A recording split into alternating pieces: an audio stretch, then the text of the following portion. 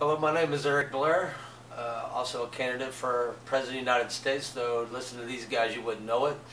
I want to thank everybody that's been with us for the last year while we've been running this campaign. Those that have been with us all along know that we've ran this with no compensation. We've accepted no money from anyone. We've done nothing to sling any dirt at anyone. Everything has been positive in just how we solve problems, because that's all I care about. Let's start the economy, segment one, and let's begin with jobs. What are the major differences between the two of you about how you would go about creating new jobs? Okay, now what I'm going to address, the format was supposed to be 2 minutes and then open discussion in 15-minute blocks. If you've seen it, you know that it wasn't broken down this way. So what I've chosen to do is just to give a single response to each section, which the first section was used a half an hour approximately. Hopefully I don't bore you too bad, and this is my plan in comparison to what they are talking about. Number one, the number of people unemployed, they're talking about 23 million. That number is actually substantially higher than that, as that only accounts for individuals that are receiving benefits. It does not include those who have ran out of benefits and those who haven't been able to secure employment to start with. Okay, a couple different ways that we have to go about this. Now, we have a lot of problems in a lot of areas. First thing I wanted to mention was with our Social Security system, simply because it's kind of the most obvious and one of the easiest ones, I think, to fix. Now, we know when it's not being rated, the system works fine and funds itself fine. However, what isn't fine is the fact that the rate that's being paid is all being absorbed by people on the first $106,000 worth of income, which this should be more evenly spread across the spectrum of everybody, which lowers the amount that each person has to pay. Also, by incorporating a formula into this system that accounts for the profession that you do, its effects on your lifespan and overall expected lifespan. Therefore, changing the motives of decision making to be more focused on job advancement and to increase your life expectancy as to ways to save money in the program. Now, that also puts a few more dollars in each person's paycheck at the end of the week, and also lessens the burden on smaller companies. Okay, secondly is our health care, which there were some good improvements in the Health Care Act that was formed. Other things are not so great. The fact that the public option was left out was the biggest disaster of it all, in my opinion. I believe what we need to do is enact the Universal Health Care Act that has already been written with a few modifications to it. One of those being utilizing a public option type deal for an intelligent transfer from one system to another. What this allows to do is a migration. Therefore, you don't have a sudden shift in the system, and we don't end up with tens of thousands of more people out of work. Okay, and it allows the system to get kicked in as people come in rather than just being flooded all at once. Okay, now by doing this, part of this also reduces how much time you farm work, all that. It reduces the amount of money that we spend on our health care. Right now, America has the absolute best medical technology on the planet. However, our citizens are absolutely not receiving the best care. Reason being is we had health insurance reform, not health care reform. Okay? By switching to this universal system, and also by ending the war on drugs and utilizing that money for infrastructure, which I'll get to in a moment, that it also enables us to put in a small surplus tax that is included in that legalization process that allows us to provide a substantial amount of funding for this universal health care system to bring it online. Now, what this does compared to other nations, our GDP for health care is at 24%, whereas most nations with a universal health care are closer to 8, 9, 10%. While receiving better health care, while we have better equipment and better trained doctors. I mean, that just doesn't make sense. We need to change this, and we absolutely can. Okay, the next thing is, like I said, about with the infrastructure. We badly need to repair the infrastructure that we currently have, as what I think our overall rating as a nation on all infrastructure is a C minus. I mean, this is terrible. Okay, it's unacceptable. We start off, we put people to work on repairing some things and updating some of these technologies. For instance, in the airports, we have newer technologies that we can utilize that totally eliminates the TSA, all their searches, all that ridiculous money it is spent by putting in a completely unintrusive technology that you don't even know it's there until somebody brings a molecule of the wrong thing too close to the airport. It will pick it up, it's instantly sensed, and they are dealt with. End of problem, save a ton of money. Okay, number two is bringing in new infrastructures that we need to bring online. We keep hearing, we can't do this, that, whatever with infrastructures, with high-speed rail, with green energy technologies, when other countries are already doing it. We're either number one or we're not. If other nations are ahead of us and they can do it and we can't, well, then we're obviously not number one anymore. And we need to fix that. Okay, that is bring with a high-speed rail system on board and green energy conversions. Now, what this allows us to do, the green energy conversions, is a beautiful thing because it is truly an investment. It is not an expenditure. Reason being, as these technologies come online and replace, it significantly reduces what it costs us to produce the same energy. Therefore, that savings that is netted can be split between the homeowner, business owner, whoever that pays that electric bill at the moment, and with the government systems which put these things in place so that we can use them. Now that also makes our lives easier every month by a reduced bill, and it also helps us twice because now by that funds being able to go to the government rather than using our taxes to supplement oil and other finite resources. What it does, it eliminates those finite resources, invests in infinite resources, and allows and subsidizes those infinite resources with what is gained. That is a win-win-win all the way around for the American people. All right, then the next thing, as these things are brought online, as the International High-Speed Rail is built, which this will create permanent and temporary jobs in the millions all the way across the country. Some will be temporary, some will be permanent. Now, with those temporary jobs, what we want to do is take an 80-20 split on that job and education for the jobs that we know are going to be available when your project runs out. Also, by the fact that we've changed with the healthcare and the Social Security means that you're free to go wherever you want. You're no longer bound by those your insurance company or that to hinder you from moving to one location to another should it prove best for you. So that eases up things tremendously. Also, at the same time, we want to put in place a national doing business as, which homeowner or any business owner knows that this is the most inexpensive, easiest way to start any business.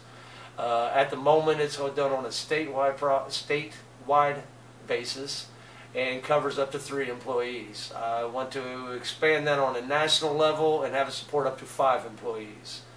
At the same time, right now there's a program that's the Pro Founders, which requires a minimum of an LLC for you to use.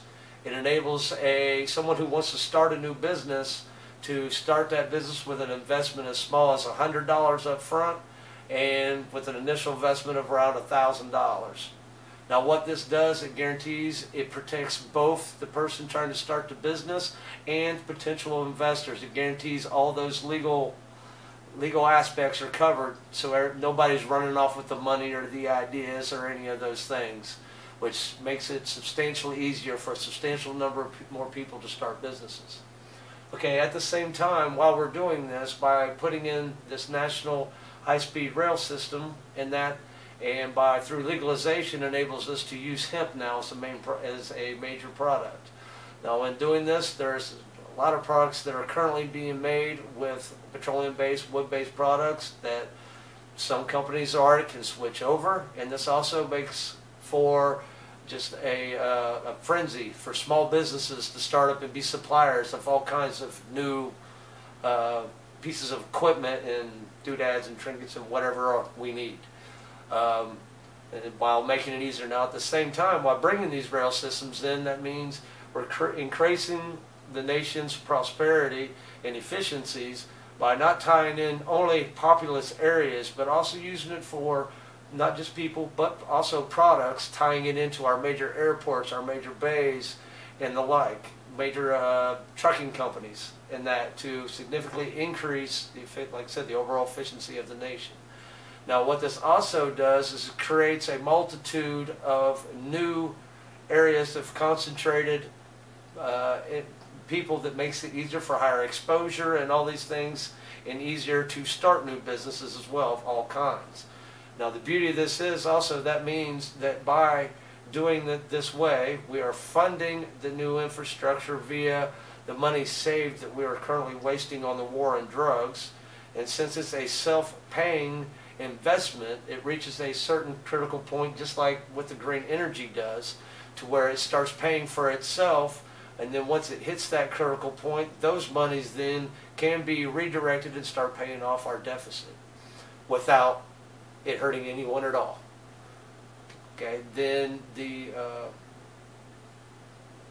now the next thing also we know, like I said, the education needs to go now. It needs to be further than just simply making the education accessible.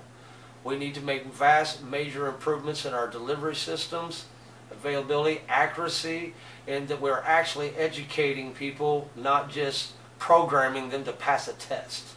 Because when you get in the real world, it's not a one-size-fits-all form-factor test. It's everybody, you got to kind of figure out what the niches and everything are so that you can succeed at what you are doing. Okay, now combining all this, so now we also include with some new technologies that allows us to customize devices that are specific to the exact user. And these devices are implemented all the way from pre-K to college level with increments as you go. Now what the device allows you to do, they can be designed so they use the internet but are not allowed to access any other type of technology. Therefore very hard to interfere with information that's being shared on it, while still allowing for the most flexible format that you can to still be utilized.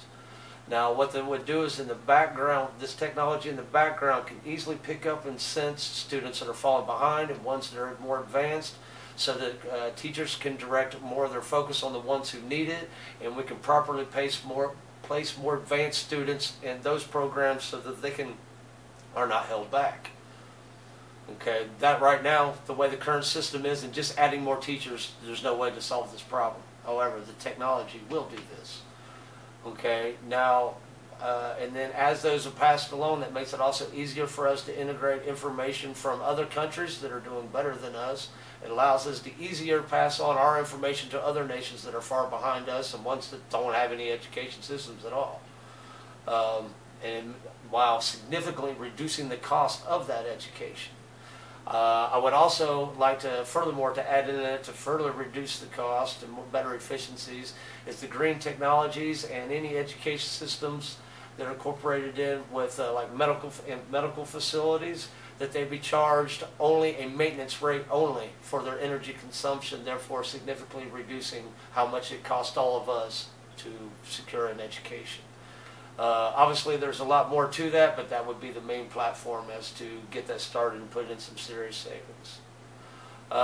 Then also, so we mentioned with the tax rates, like I said, we already said with Social Security, we want to level that out so everybody pays the same percentage on all income.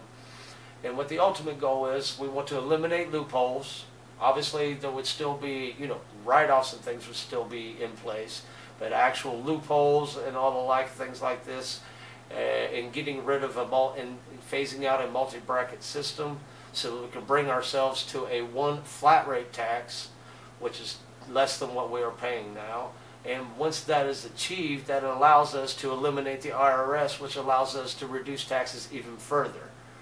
Okay, then also while this continues, once we reach a certain point in the replacement of the infrastructure systems we're putting in place, this allows us to take down old power lines and things like that and remove the old system, which makes tons of recyclable materials, to further continue expanding this system with significantly less cost and with significant less damage to the planet. Also, would like to incorporate into the systems, putting this in as communications to space and also windmill energies. By combining these all in together, we significantly reduce the footprint for all these technologies while making them very efficient and ready to go. At the same time, this is also putting into place automatic like irrigation systems and things like that for cloud seeding. Cloud seeding is a 50-year-old proven technology, but however to this point really hasn't been used due to inefficient delivery systems. Well, now all we have to do is convert drones from predator drones to preservation drones, so that's what they're utilizing. Multiple units at a time can do this and see clouds and make and take care of droughts, which significantly reduces drought shortages, which keeps food prices under control. And this also, I believe, with other nations, we get other nations on board. We want to expand this to an international rail system and eventually a global space agency, so we can bring an entire global community together to where we truly are all in it together. This is my response to segment 2, which is asking about reducing the deficit. I mentioned a couple things briefly in my last answer, which I'll expand upon. But first, a couple things that definitely need to be taken care of, and that is the reenactment of the Glass-Steagall Act, so that we can get the banks back to being banks, investors back to being investors. Also, for the people on Wall Street and their recklessness and those who aided them in our government, and that caused a lot of this problem in the first place, need to suffer consequences for those, and other safeguards put in place so it doesn't happen again. Furthermore, by putting these things in place and by, like I said, we're reducing the debt by reducing the expenditures on, getting rid, ending the war on drugs, and also ending the other wars that we don't need to be involved in. Combining this with the fact that now that's being redirected to actual investment that the government is making in the country. This also, and due to its nature and tie in to commercial industry, this makes it very, very enormous opportunities to open for investors. Therefore, we have both public and private sector money both involved in this investment in our future. I believe the combination of those things, while also instituting, like I said, an international rail system and things like this, which continues to improve conditions in other countries, our relations with them, and our cost to do business with them is reduced. All these things combined with the efficiencies gained after all these green energies are implemented, combined with the fact that everyone is working and paying taxes, because they're not just working but making enough by raising minimum wage to $10 an hour. All of these things combined can begin to rapidly reduce the debt. What are the differences between the two of you as to how you would go about tackling the deficit problem in this country? Okay, segment 3. So you asked about the difference on Social Security. I already touched on that before. Like I said, we're changing up the way that the taxes are paid into the system, as well as incorporating a formula in there that adjusts for the type of job that you do and how that correlates to your lifespan and your expected lifespan. By combining that with healthcare, like I said, those changes, adapting a public option goes over to a universal health care. Now, as part of that system, which I think will really cut down on costs and guarantee we stay on a path to improve things, is adjust the way doctors get paid. And that is that for every service that we get done, there's always an expected range that we can expect to pay to get this service done. Whether it's getting your car fixed, getting your house fixed, getting your boat fixed, whatever it is. I think the same thing should apply. Now, seeing as how we are already digitizing all the medical records, we have a database that we utilize that strips away personal names and information like that, but keeps information that's pertinent to medical information. This is entered to a database, keeps a constant comparative information that compares the same systemology of problems, health issues for individuals, what courses of actions were taken to improve their health, what ones got them healthier faster and at the, in the least expensive way. This allows us to have a continuing improving database that suggests better ways to for everyone to be taken care of, and guarantee that your health is getting taken care of quicker and inexpensively. Like I said, now that by being universal, it's not for profit. The main focus is getting you out of there. This also takes Social Security disability and improves it significantly, because now everything is aligned properly, resources and everything, so that people can people who have things that can actually be resolved so that they can work will actually be taken care of. Right, this is segment 3, the economy. Entitlements. Do you see a major difference between the two of you on Social Security? Thank you. Next section. Okay, the next 2 segments really, my first answer was quite lengthy, and I've already answered those, I believe. However, I would like to add one thing, because they keep harping on these pre-existing conditions. I want to tell you something. I have pre-existing conditions. I have Medicare Advantage. None of them are getting taken care of with the excuse that they're pre-existing. So therefore, just having insurance for pre-existing conditions means absolutely nothing. It doesn't mean anything unless you actually get the pre-existing conditions taken care of. What is your view about the level of federal regulation of the economy right now? Is there too much? And in your case, Mr. President, should there be more? Okay, to the answer to the final segments, which is governing and the government's role. Actually, I think it's quite simple. Well, yeah, like I said, first, obviously, is to protect the citizens, obviously. And number 2, mainly, is just to make sure that the environment where the average person can succeed is there. Make sure the property safety nets are there. Basically, and the proper regulations are in place so that people can make it without stepping on one another, but yet there's still competition. Now, basically, the quality of that depends on the decisions made by all office holders. I feel truly the answer to this is to get to the core of all of our problems, and that is with a couple constitutional amendments. Okay, the first one is to put in an amendment that gets rid of Citizens United and anything like that, removes all the big money out of our campaigns so that we get candidates that are genuine and truly want to serve the public, not just go learn tricks on how you get rich. The other constitutional amendment is actually makes a modification to the existing Constitution in itself, in that it ties directly the office holder with the people that they represent, meaning that far as you change the compensation that these people receive, rather than being just a standard salary, they have a base pay that's tied directly to a median average wage across the nation. This helps cut down on too excessive number of jobs being minimum wage. Then you also, on the other end of the spectrum, for that large pay that we know that they deserve if they're doing the job right, that is earned by using the National Product Index. In other words, if you want the big paycheck, then the nation as a whole has to do well. So this ties in to every average day person and the country as a whole in decision making.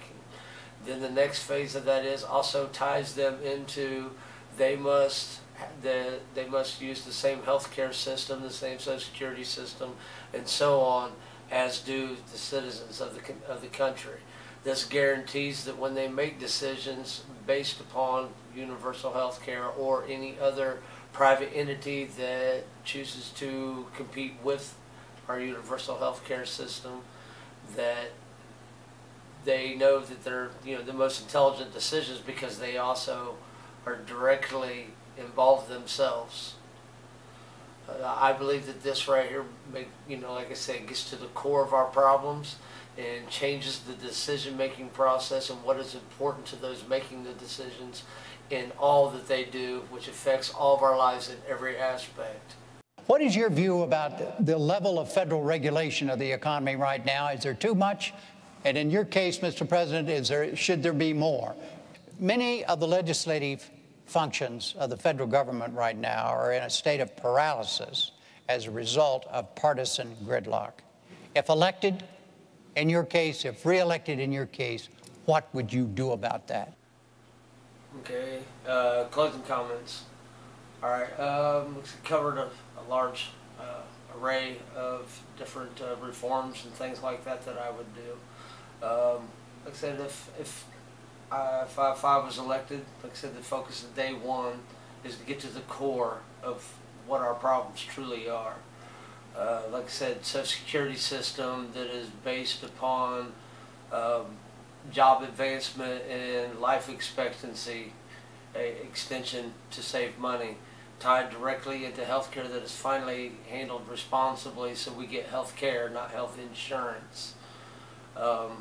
Also putting in place the safeguards and things that bring back investment, while dropping our crime rate by as much as 70% across this nation by removing the ridiculous money we waste on the war on drugs and putting it to legitimate use, putting people to work in every area of our economy, from agriculture to aerospace. And unlike the other plans, this also lays this out over 10 years at home. Also, like I said, expands onto an international system and a global space agency that brings together countries in ways that never have been possible before, all while directly connecting those that represent to those whom they represent to make sure the most intelligent decisions possible can be made for the future of all of us.